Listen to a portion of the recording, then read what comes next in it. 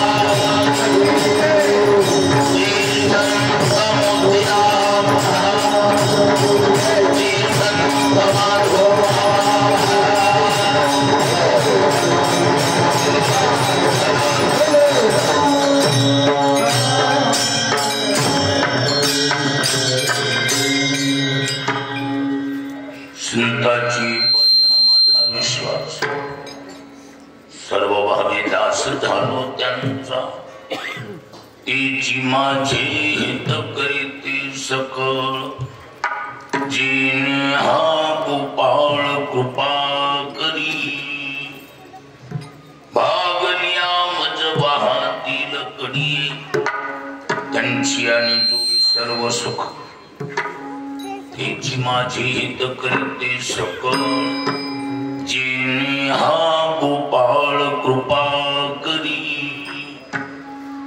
तुका म्हण शेष शिवीन आवडी तुका म्हण शेष सेवीन आवडी वचन नमुनी बोलले ते तीची माझी हित करीते सकळ जिने हा गोपाळ कृपा करी।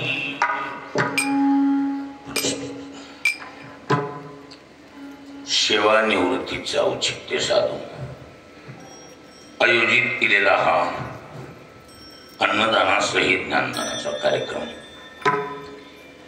मौजी अंतरवेली श्रोत वसुदेवराव देवदासरावजी मुंडे यांनी लगातार 40 वर्ष जालना जिल्हा परिषद मध्ये सेवा केली आणि त्या सेवा निवृत्तीचं काल औचित्य साधून हा आजचा कार्यक्रम आयोजित आहे। सेवापूर्ती सोहळ्याच्या निमित्तानं अन्नदानासहित ज्ञानदानाचं आयोजन या कार्यक्रमाचं आयोजन करतात प्रामुख्यानं त्यांची जावई बंधू एवं दोन्ही चिरंजीव अर्थात श्रीयुत कुंडीबा अण्णारावजी चाटे बंधू अच्युतराव आणि त्यांचे दोन्ही चिरंजीव कृष्णा आणि अमोल आज सेवापूर्तीचं औचित्य खरं म्हणजे सेवा निवृत्तीच्या निमित्तानं एवढं मोठं अन्नदान ज्ञानदानाचं काम वसुदेवराव यांच्या हातून घडतंय त्यांच्या सेवेला धन्यता आणि सेवा बी कमी नाही 40 वर्ष म्हणजे प्रदीर्घ काळपर्यंत सेवा आहे नाही तर बऱ्याचशा सेवा 20-25 वर्षाच्या आत उरकतात जास्तीत जास्त 30 कडे जाते पण 40 वर्ष म्हणजे सेवेचा कॉलमच पूर्ण केलाय आणि आज जननी जन्मभूमीश्च स्वर्गादपि गरीयसी या उक्तीप्रमाणे जन्मभूमीत हनुमानजीच्या चरणी अन्नदानासहित ज्ञानदानाची सेवा समर्पित करावी आणि ही सेवा कोरोना सारख्या वैचित्र्यपूर्ण काळात देखील निर्विघ्नपणे पार पडली त्यामुळं हनुमानजीच्या चरणी ग्रामदेवतेच्या चरणी खालीच्या वाट्यात अन्नदानासहित ज्ञानदानाची सेवा समर्पित करावी म्हणून आजचं हे आयोजन आहे। आता आज गायक वृंद एक एकाहुनी बळी हत्ती के पाव में सबके पाव मधुबाल की आलं सर्व आहे पुन्हा शेजार धर्म आहे तिकडे आमचे मामाश्री गुंद्राव आणि आबाची जुनी सारी पलटण आज आवर्जून वेळ काढून हजर आहे चिलिंबाजीराव इकडं इंग्लिश जुनी यांची ही विठ्ठल प्रसादजीची तालीम म्हणायची कोणती तालीम विठ्ठल प्रसाद महाराजांच्या तालमीतली मंडळी आणि आज परिसरातले बी बहुतेक गुणीजन आवर्जून वेळ काढून हजर आहेत सर्वांची नावं घेऊन टाइमपास करण्यापेक्षा सेवेकडे वळतो चिंतनातला अभंग संत श्रेष्ठ जगद्गुरु तुकोबारायांचा 4 चरणाचा सरळपंथी संत प्रकरणातील असून या अभंगाद्वारे तुकोबाराय संत जीवाचं कसं हित करू शकतात हे चकारात्मक केलेलं चिंतन म्हणजे हा परमार्थात त्यातली त्यात वारकरी संप्रदायात काही मौलिक क्रिया आहेत की ज्याला शास्त्राने संतांनी एवं वेदांनी देखील शिक्कामोर्तब केलाय.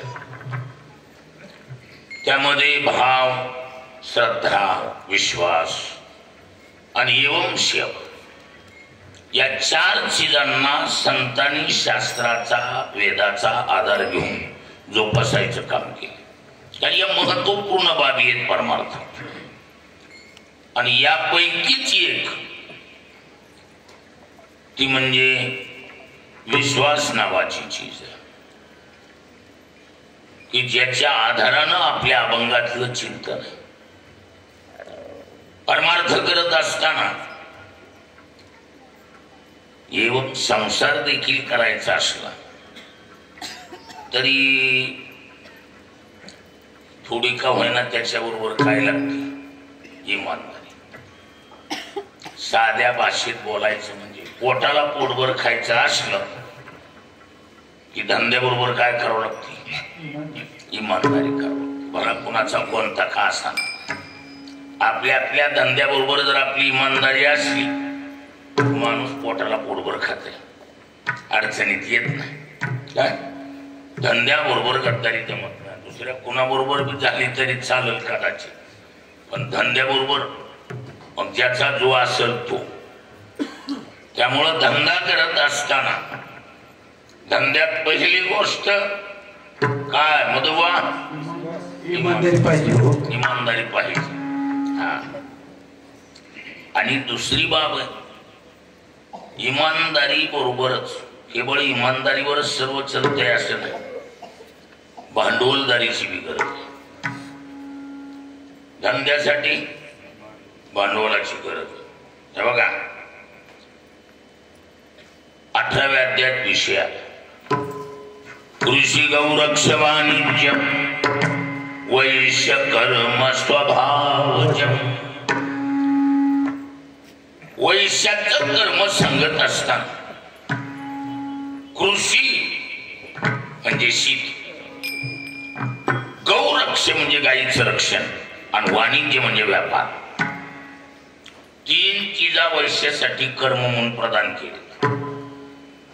त्यापैकी वाणिज्य नाम व्यापार. व्यापार करायचा आहे ना तर मग व्यापार करत असताना स्वस्त वस्तू विकीजे महार्गाजेने. स्वस्ताईच्या काळात खरेदी करायची आणि थोडा भाव वाढला की काय भूमी बीज नांगर यया भांडवलाचा आधार घेऊन लाभ अपार मिळवणे जे. घेऊन लाभ अपार मिळवणे जे किंबहुना कृषी गिणे. हा म्हणजे याचा अर्थ शेतकरी असेल अथवा गायीचं पालन करणारा गवळी असेल. हा ओधणे राखून वर्तने समर्गाची विकणे बरोबर. हा समर्गाची विकणे महार्गा वस्तू असे ती म्हणजे स्वस्ताईच्या काळात खरेदी करायची.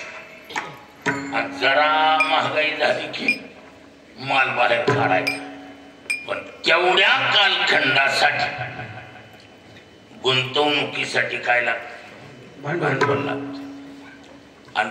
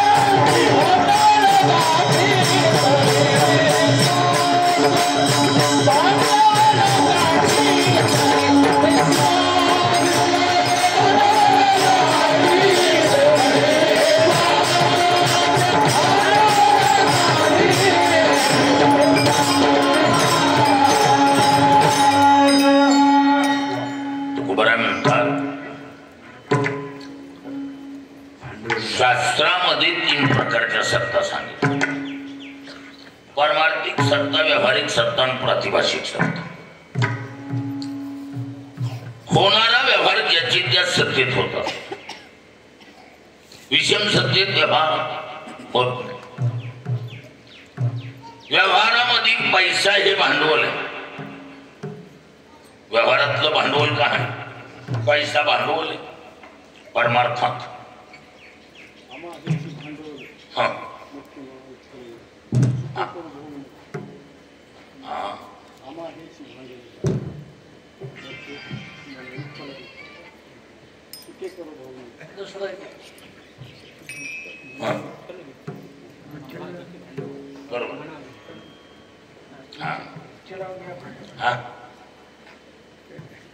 कसं म्हणलं?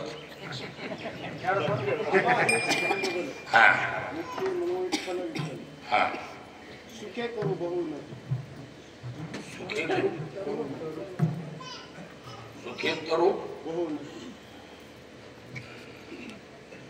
दिडकी का पद्धत दिडकीच आहे. बरोबर आहे. थोडी एक महागवाला शब्द महाग बरोबर आहे. शब्द एक महाग पुढे व्हायला. शब्द महाग पुढे व्हायला एवढंच माझं बी दुखत आहे. असं मध्ये कशा दुखत आहे? माझं बी कुठं बी कसं दुखत आहे?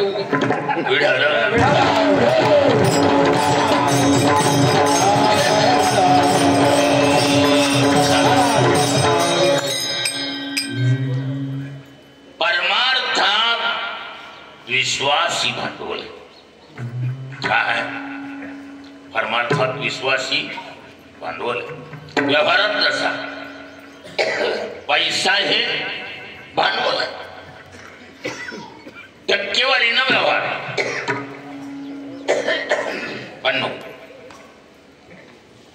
सर्व व्यवहार अर्थनाम पैसा, पैशाच्या आधारानं चालतो. म्हणजे व्यवहाराचं माध्यम काय? खरेदी असेल, विक्री असेल, देणं घेणं काही असेल तर माध्यम कोणतं? पैसा. पैशाच्या आधारानं सर्व व्यवहार होतात. परमार्थात विश्वासी भांडवल. परमार्थ कशाच्या आधारानं चालतो? आपली सेवा निवृत्ती झाली, सेवापूर्ती झाली. देवानं, हनुमानजीनं, ग्रामदेवतेनं सुखासुखी 40 वर्ष सर्विस आणि ती बी निर्विघ्नपणे आपल्याला एवढी मोठी देवानं संधी दिली. खारीच्या वाट्यानं हनुमानजीच्या चरणी अन्नदानाची, ज्ञानदानाची सेवा समर्पित करावी. ह्याच्या बुडात काय? पैसा जास्त झाला म्हणून का? काय ह्याच्या बुडात का? ह्याच्या बुडात आहे विश्वास. ह्याच्या बुडात का आहे? ह्या साऱ्या कार्यक्रमाच्या बुडात बुडी मारून तळ काढायचा ठरविला. हा काय निघणार आहे? या सर्व कार्यक्रमाच्या बुडात काय? विश्वास. हे सारं जे करणं ती कशानं करणं? विश्वासानं करणं.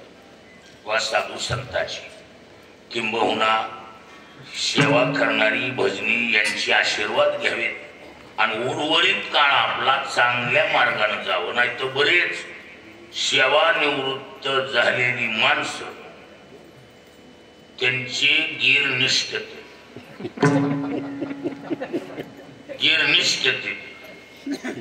आणि मग पुन्हा माणूस म्हणते ड्युटी होती तीच बरं होत. लवकर उठणं, जिथल्या तिथे ही जेवढे रिटायर झालेत ना ती लई अरवळी उतरती कळायला लागत होत. काय कुठला खाण्याचा नियम राहत नाही, कुठला कशाचाच नियम राहत नाही. पुन्हा हे सेवानिवृत्त झाल्यावर पण देव आपल्याकडून उर्वरित काळजी चांगल्या मार्गात आणि व्यवस्थित घालू काय याच्यासाठी याच्या बुडात काय हे अन्नदान करण्याच्या मागे विश्वास असं आहे. बऱ्याच वेळेला बरेच माणसं पत वापरतात. काय वापरतात? पत. पत हा आटम वापरायचा नाही, तो राखून ठेवायचा आटम आहे का वापरायचा आटम आहे? हा पतीचा जर जास्त वापर केला तर अवपत व्हायची भीती असते. काय सारखी सारखी पतशाही वापरत नाही. मी म्हणून माल द्या, मी म्हणून माल द्या नसते जमत. काय ऐकायलात का नीट? हा मी म्हणून माल द्या, पण त्याला पद्धत असते ना. सारखी पत वापरू. पत हा जाणकार व्यापारी उद्योगधंद्यावाली लोक पत काय करतात? राखून ठेवतात. आणि पत राखायची असली त्याला कॅश पेमेंट लागते. हा रोकड कॅश मोजावं लागतं. काय उदारी उसनवारी वरी दोन नुकसान आहेत, दोन प्रकारचे. उदारीमध्ये वाईट का आहे ते सांग. उदारीत वाईट का आहे? एक तर जसा असेल तसा माल खपून घ्यावा लागतो, जास्त आवाज करता येत नाही. आणि दुसरी गोष्ट भावात बी काही सूट मिळत नाही. ही उदारीतला कुठा नाही. रोकड कॅश खरेदी असल्यावर वाजून म्हणता येते हो मालक माल खराब, बरोबर बरं बरं बदलून देतो काय अडचण नाही. आणि वाजवून सांगता येते अहो काय बोलायला. हो सततची माणसं आहेत आम्ही तुमची. हा मग ती मालकच मुनी मला म्हणणार आहे सततचं रोकडचं गिरायक 4 आणि 8 जरा. हा म्हणजे माल स्वस्त बी मिळणार आणि निघसून बी घेता येणार. ही फायदा आहे रोकड खरेदीमध्ये. आणि उदारीमध्ये आवाज नाही करायचा. काय जसं असेल त्याच्यामुळं रोकड खरेदी करायची म्हणलं की कशाची गरज आहे? भांडवलाची गरज. आणि मोठे मोठे होलसेल दुकानदार किरकोळ विक्रेत्यांना मार्गदर्शन करते. आता समजा आमचंच उदाहरण घ्या. आम्ही कसली आहेत? किरकोळ विक्रेते, होलसेल नाही. आता मनोहर बरं वाटलं आमच्यापेक्षा जरा मोठे थोडे मोठे दुकानदार असतील, कमी अधिक असते मालाची साठवण ही करण.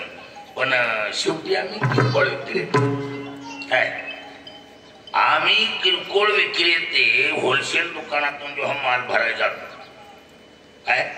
आता आमची एक होलसेल दुकानदार आळंदीला, एक देहूला, एक पैठणला. ही आमची कोण आहेत? होलसेल दुकानदार. मग आम्ही त्यांच्या दुकानला माल आणायला गेलो की ते आम्हाला सांगते ते दुकानदार जी धंदा नीट करायचा हो, मग कांगाराला माल देऊ नका. कोणाला? कांगाराला माल देऊ नका. बर क्रोध यावी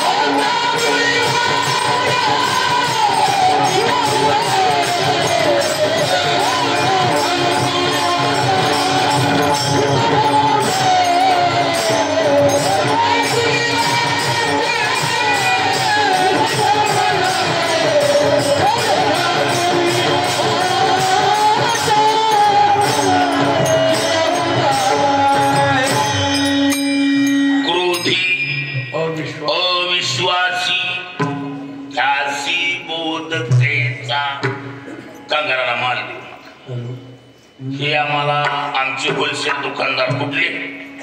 पैठणच्या दुकानदारांनी सांगितलं आम्हाला. नाथ महाराजांनी काय कांगाराला माल देऊ नका. हा क्रोधी, अविश्वासी, त्यासी बोध कैचा व्यर्थ आपली वाचाशी नवू नये अविश्वासाचे शरीर सुतोगी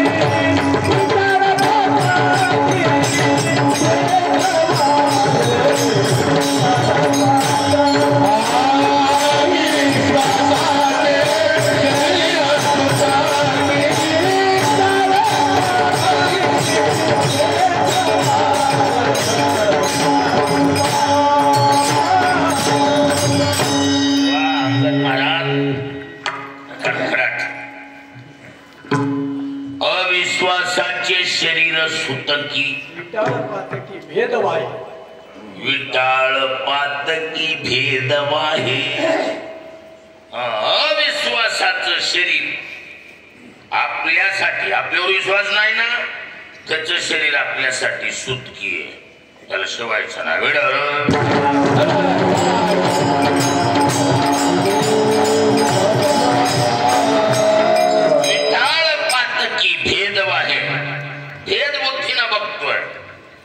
महाराज त्याच्यासाठी असल्या कांगालाला माल देऊ नका.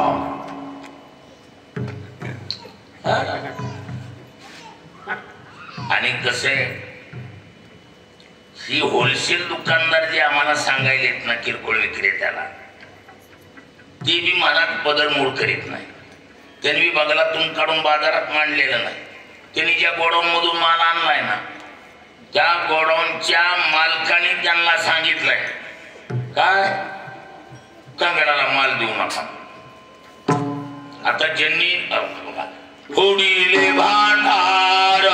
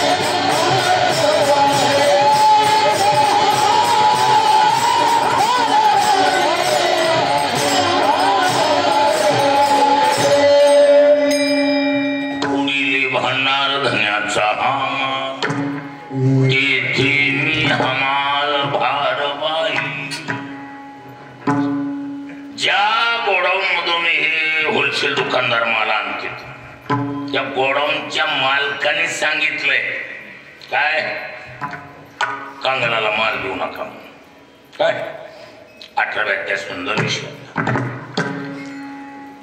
इदिरे ज्ञानवाख्यात गुह्यात गुह्यतरं मया किं ऋषैर्दशेषेण यद्यस्यसि तथा कुरु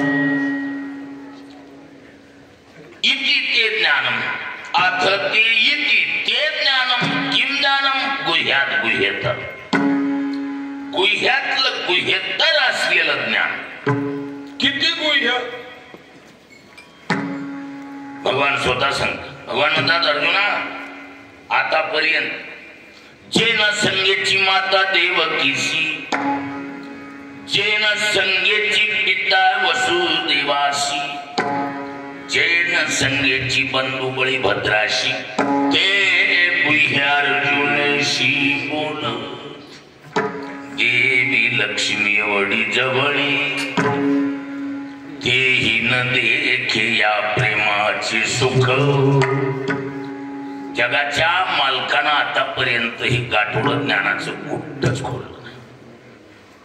पण अर्जुना गुह्यातलं गुह्यतर ज्ञान तुला दिलं आणि शेवटी खुल्याम परमिशन दिलं. यथा इच्छसी तथा कुरु तुझी जशी इच्छा होईल तसं कर असं खुलं परमिशन दिलं. पण गप्तीशी देवाच्या लक्षात आलं अरे अर्जुन कांगाराला माल काय पण ब्रेकवर पाय दिल्यासारखं ए अर्जुना थांब थांब थांब यथा इच्छसी तथा करू, पण 4 लोकांना सोडू. ठीक सिरियल प्रमाणे याच्या खालचा श्लोक.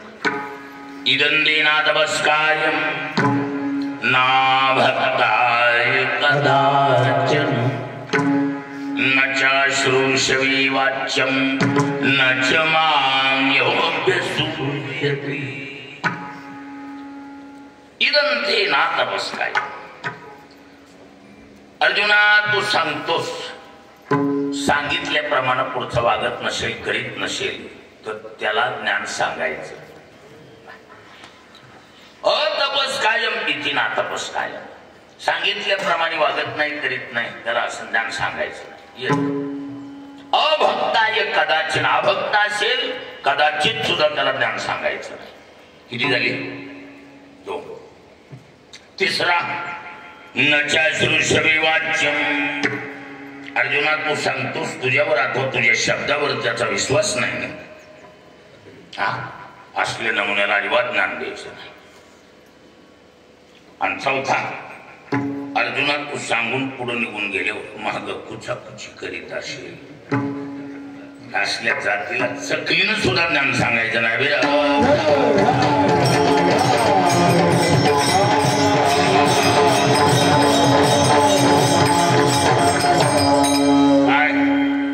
म्हणून नचार